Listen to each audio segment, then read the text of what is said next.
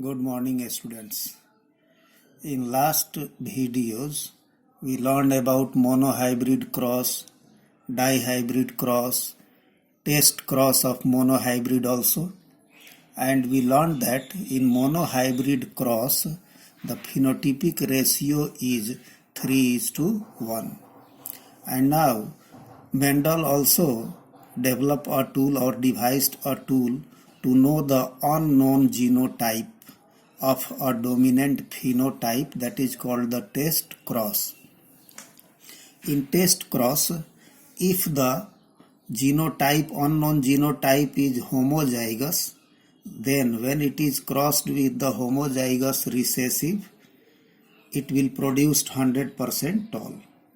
But if this dominant phenotype has heterozygous genotype, in that condition, when we cross with the homozygous recessive or recessive parent, the ratio is 1:1, means 50% tall, 50% dwarf. Both parents appeared in the ratio of 1:1 in the test cross of monohybrid cross.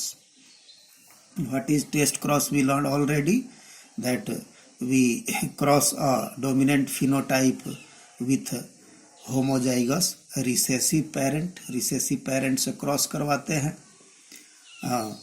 तो in the test cross the ratio is 1:1 or 50% each, 50% tall, 50% dwarf, or 1:1 ratio in the monohybrid test cross if the genotype is heterozygous. Okay, now in dihybrid cross we learned that the phenotypic ratio is 9:3:3:1. Now we see the test cross ratio of dihybrid cross. Okay, test cross ratio of dihybrid cross. Now we will see that what is the test cross ratio of dihybrid cross. Test cross between a heterozygous dihybrid F1 plant and a double recessive parent. So test cross of dihybrid cross now we will learn here. In monohybrid we learned that the test cross ratio is 1:1. Now when we test cross a heterozygous F1 generation, that is the heterozygous for round and yellow seed, suppose this is the F1 generation, round and yellow, and crossed with the double recessive parent, that is the wrinkled and green. Because we know that in test cross, what we do, so a hybrid is crossed with the recessive parent, always ये test cross में ही हम लोग करते हैं. So suppose this is the F1 hybrid, that is the round and yellow, is crossed with the wrinkled and green. This is the parent ka genotype, this is the phenotype of the parents. So now suppose these are the capital R and small r the alleles of one gene, and capital Y and small y are the alleles of one gene. Suppose these alleles present on these 4 different chromosomes. This is the capital Y, a small y. This is the capital R, a small r. Suppose these alleles or genes are present on these different chromosomes. So this capital Y, a small y, this is the homologous pairs of chromosomes. We know that in diploid cells all chromosomes are found in pair. Out of one pair of homologous chromosomes, one is the paternal chromosome, one is the maternal chromosome, because one comes through the male gamete, another comes through the female gamete. So likewise, suppose this is the capital Y and a small y are the homologous pair, and this capital R and a small r gene or allele present on these homologous pairs of chromosomes. So there are 2 homologous pair of chromosomes. Likewise here also This is the small RR present on the one pair of homologous chromosomes.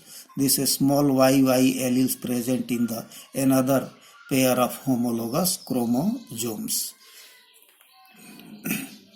Now, this round and yellow plant will produce the 4 types of gametes by meiosis cell division. These are the 4 types of gametes. These 4 types of gametes produced due to the independent assortment that we learned in the dihybrid cross. On the basis of dihybrid cross, Mendel proposed a law that is called the law of independent assortment. According to the law of independent assortment, a pair of alleles of a gene independently segregate with the another pair of alleles. One pair of alleles segregate independently of the another pair of alleles. Likewise, one pair of chromosomes segregate independently of the another pair of chromosomes, and this is called the law of independent assortment. And due to the independent assortment, these 4 types of gametes can be produced. Now, in this wrinkled and green plant, only one type of gamete will be produced. So these are the gametes. Now, these gametes after fertilization, produce these 4 types of seeds, 4 types of plants, in which they are the round and yellow, wrinkled and yellow, round and green, and wrinkled and green in F1 generation. So there is the 25% each. Round and yellow 25%, 1/4. Wrinkled and yellow also 25%, 1/4. Round and green also 25% or 1/4. And wrinkled and green also 25%, that is 1/4. So out of these 4 types of plants, round and yellow is the parental type. Wrinkled and green is also parental type. Means this round and yellow and wrinkled and green are the parental combination of genes, parental combination of alleles, while this wrinkled and yellow and round and green are completely new combination. These are called the recombinants. Means the 50% parental types and 50% recombinant types, and the ratio is 1:1:1:1:1. This is the dihybrid test cross ratio if there is independent assortment of genes occurs. So if a pair of alleles independently segregate with another pair of alleles, and after segregation they independently recombine with any allele of any other gene, it will produce the 4 types of gametes, and then these 4 types of seeds or plants will appear, and the ratio dihybrid test cross ratio will be 1:1:1:1, that is 25% each. Out of this one is the parental type, this one is also parental type, means 50% parental type and 50% recombinant type. So this is the test cross ratio of dihybrid. So in monohybrid test cross ratio is 1:1, and in dihybrid test cross ratio is 1:1:1:1.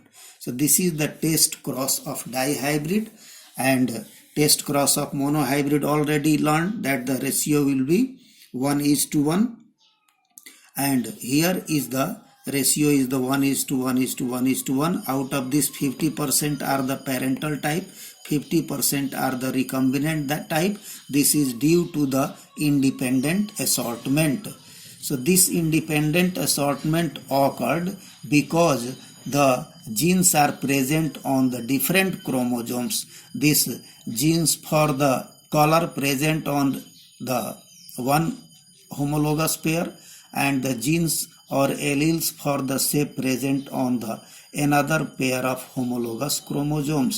So if the genes present on the different pairs of homologous chromosomes, they shows the law of independent assortment, and due to this independent assortment these 4 types of gametes produce, and the test cross ratio is 1:1:1:1:1. Now we will learn the chromosomal theory of inheritance. अब ये इसीलिए यहाँ पे हम लोग chromosomes को साथ में दिखा रहे हैं. अभी तक जो है पहले सिर्फ एलील्स या जीन्स को ही लिखते थे, अब साथ में क्रोमोजोम्स भी दिखा रहे हैं, because we are going to learn the chromosomal theory of inheritance.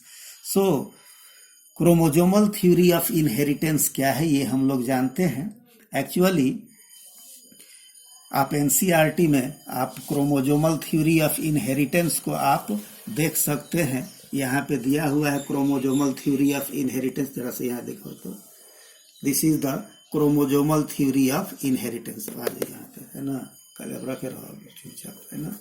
In chromosomal theory of inheritance what we learned that actually first we start that the Mendel's work was published in 1865, but his theory or his laws were unrecognized till 1900. So Mendel's work was published in the 1865, but his work was unrecognized till 1900. So why? What was the reason? So there are 4 reasons given in your book.